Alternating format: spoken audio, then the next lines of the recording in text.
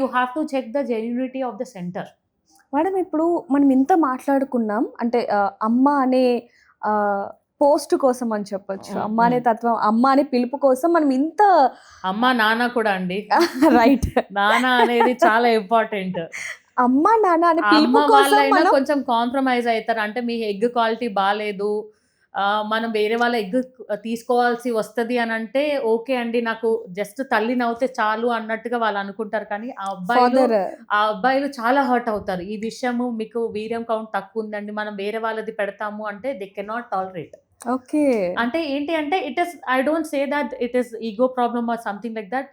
వాళ్ళు అది అంటే డైజెస్ట్ నా చేసుకోలేరు. నా పిల్లలు అయి ఉండాలి నా అనేది అనేది కొంచెం వాళ్ళు ఉంటుంది. ఇప్పుడు అమ్మ వాళ్ళు ఏంటి అంటే కొంచెము వాళ్ళు జాలి కోణంలా sacrifices, they are known for sacrifices. Right. Mother are known for sacrifices.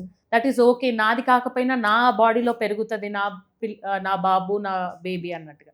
So అలా చూసుకుంటే they are okay. But gents so అమ్మ నాన్న అనే పిలుపు కోసం దే ఆర్ వెరీ మచ్. అయితే మేడం ఇక్కడ అమ్మ నాన్న అనే పిలుపు కోసం ఇంత పెద్ద ప్రాసెస్ చేస్తున్నాం కదా, మరి హెల్తీ బేబీస్ ఖచ్చితంగా పుడతారు అనొచ్చు. డెఫినెట్‌గా అండి. అంటే ఇప్పుడు మనకి it is not only through the procedure అండి. అంటే మనము పెరిగిన ఎన్విరాన్మెంట్, మనం ప్రెగ్నెంట్‌గా ఉన్నప్పుడు మనము తీసుకున్న జాగ్రత్తలు, మనము విన్నది, చేసింది, చూసింది అన్నీ కూడా ఇంపాక్ట్ అవుతాయన్నమాట. అయితే మరి సరోగసీ ద్వారా పుట్టిన పిల్లలకి ఎలాంటి ఇష్యూస్ ఏమన్నా వచ్చే అవకాశం ఉంది అంటారా? వాళ్ళ స్పెర్మ్, వాళ్ళ ఎగ్ కాబట్టి డెఫినిట్‌గా నాట్ మచ్ అండి. అంటే 4 మంత్స్ అంటే 5th మంత్ నుంచి 9th మంత్ వరకు the baby will B hearing అన్నమాట. అవును. సో వీళ్ళకేంటి అంటే కాంటాక్ట్ ఉండదు. కమర్షియల్ కమిషనింగ్ కపుల్‌కి సరోగేట్‌కి కాంటాక్ట్ అనేది ఉండదన్నమాట. It is not allowed actually. So ఏంటి అంటే ఒకవేళ వాళ్ళ బంధువుల్లోనే ఉంది అంటే అది వేరే విషయము. అండ్ ఇంకోటి ఏంటి అంటే అట్లాంటప్పుడు పెద్ద ఇంపాక్ట్ అనేది ఉండదు. కాకపోతే ఏంటి అంటే వీళ్ళు కూడా కొంచెం వాళ్ళ మదర్‌ని మంచిగా చూసుకోమని చెప్పేసి డాక్టర్ దగ్గరికి రావడము. అంటే మాకు చెప్తుంటారు గదా!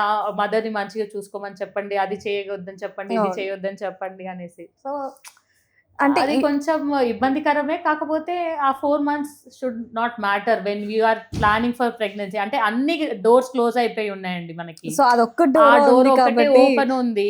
ఇంకా ఆ డోర్ కూడా మనము అది పెట్టుకున్నామంటే మనసులో యూ కెనాట్ డైజెస్ట్ ఇట్ అన్నమాట. మనకి అన్ని విండోస్, డోర్స్ క్లోజ్ అయిపోయిన తర్వాతనే we have gone for that procedure ఆ గదా! ఒక్క వే ఉంది కాబట్టి దాన్ని కూడా మనం తీసుకోవాల్సిందే తీసుకోవాలి. యూ హావ్ ఖచ్చితంగా. టు యాక్సెప్ట్ సమ్ థింగ్స్ అన్నమాట. యాక్సెప్ట్ చేయకపోతే ఇంకా దాని వల్ల మనం ఏమైనా అవుతదేమో అని భయపడితే కొంచెం కష్టం అవుతుంది.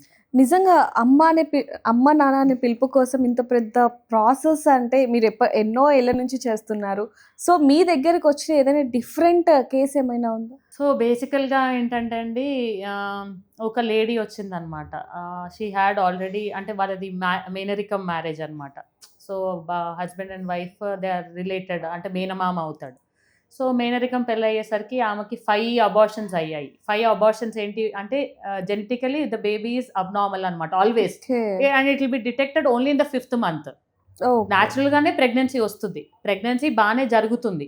కానీ 5th మంత్ టీఫా స్కాన్ చేసినప్పుడల్లా ఆ బేబీకి ప్రాబ్లమ్ ఉంది. ఆ బేబీకి ఏంటి అంటే షార్ట్ లింబ్స్ ఉండడము, షార్ట్ లెగ్స్ ఉండడము, ఇంకా రకరకాల జెనెటిక్ సిండ్రోమ్స్ ఉంటాయన్నమాట. సో అట్లాంటి ప్రాబ్లమ్ ఉంది అని తెలిసినప్పుడు అది టర్మినేట్ చేయించుకోవడం. అలా 5 అబార్షన్స్ అయ్యాయండి. సో ఆ 5 అబార్షన్స్ అయిపోయిన తర్వాత ఇంకోసారి ప్రెగ్నెన్సీ అంటే ఆ అమ్మాయికి భయం. మళ్ళీ ఆ బేబీ అబ్నార్మల్ ఉంటదేమో అనేసి భయం అన్నమాట. భయం అది కాదు. She is very much sure that the baby will not be good అని. అండ్ ఇంకోటి ఏంటి అంటే తను ప్రెగ్నెన్సీ కావాలి అని తనకుంది. అంటే ఈ పిలుపు కోసం, అమ్మ అండ్ నాన్న పిలుపు కోసం. ఇంకోటి ఏంటి అంటే అదే హస్బెండ్ తోటి అవుతే మనకి ప్రాబ్లమ్ అనేసి. అలాంటప్పుడు ఇంకా హస్బెండ్ ఏంటి అంటే నా స్పెర్మ్ తోటే అవ్వాలి అనేసి, అట్లాంటప్పుడు మనం ఐవీఎఫ్ చూస్ చేసుకోవచ్చనమాట. ఐవీఎఫ్ చూస్ చేసుకొని వాళ్ళకి తన ఎగ్స్ తీసి, తన స్పెర్మ్ తీసుకొని మనం బేబీస్‌ని ఫార్మ్ చేసి దాన్ని జెనెటిక్ టెస్టింగ్‌కి పంపించేసి ఆ బేబీలో ఏమి అబ్నార్మాలిటీ లేదు. It is a euploid embryo and it is not having any genetic disorders అన్నట్టుగా, అంటే అది మనం ట్రాన్స్‌ఫర్‌కి ఎళ్తే you will have a good progress and you will have a nice pregnancy and the baby will be normal అన్నమాట. ఇట్లాంటి వాళ్ళు ఏంటి అంటే కొంతమంది మేనరికం పెళ్లి ఒకటి. ఇంట్లో వాళ్ళకి చాలా మందికి దే ఆర్ ఇంటర్ కనెక్టెడ్ గదా! సో వైఫ్ ఏంటి అంటే వచ్చేసి మా హస్బెండ్కి తెలియకుండా ఆయన స్పర్మ్ తీసుకోండి కానీ ఆయనది కాకుండా వేరే వాళ్ళది పెట్టి చేయండి అని అంటే, లేదమ్మా that is out of question, మేము అలా చేయడానికి కుదరదు. ఇప్పుడు చాలా మంది డబ్బు కాశపడో లేకపోతే ఇంకేదో ఇప్పుడు మనం నిన్న కూడా ఒక కేసు కూడా మనం చూడడం జరిగింది. సో డబ్బు కాశపడి ఈ విధంగా చేస్తే ఖచ్చితంగా ఎప్పటికైనా చట్టానికి దొరకాల్సిందే. You are punishable under law. Law is law, you can not regret that. అంటే మనం దాన్ని దాటుకుంటూ వెళ్ళి దానికి ఛాలెంజింగ్ గా చేసేసి మనం ఎవరికి ఏమి ప్రూవ్ చేయాల్సిన అవసరం లేదు. మేక్ ద కపుల్ సిట్, వాళ్ళకి ఓకే అనుకుంటే చెయ్యండి, లేదు అంటే మాత్రం okay, don't ask them not to come to your clinic also. ఎందుకో అవసరం లేదు మనకి, మనం ఎవరి కోసమో రిస్క్ తీసుకోవాల్సినంత అవసరం లేదు. See these are the options open for you. IUI ద్వారా వెళ్ళాలి అంటే మీకు ఒక 30,000 అవుతుంది, వేరే వాళ్ళ స్పర్మ్ పెడతాము, if it is okay for your husband and you. Okay, లేదు అంటే you have to go through this IVF procedure and the baby will, అంటే ఎంబ్రియో అనేది టెస్ట్ చేస్తాము. Once it is certified that the baby is okay and it is not having any genetic problem, that will be transferred and if it continues as pregnancy that is well and good.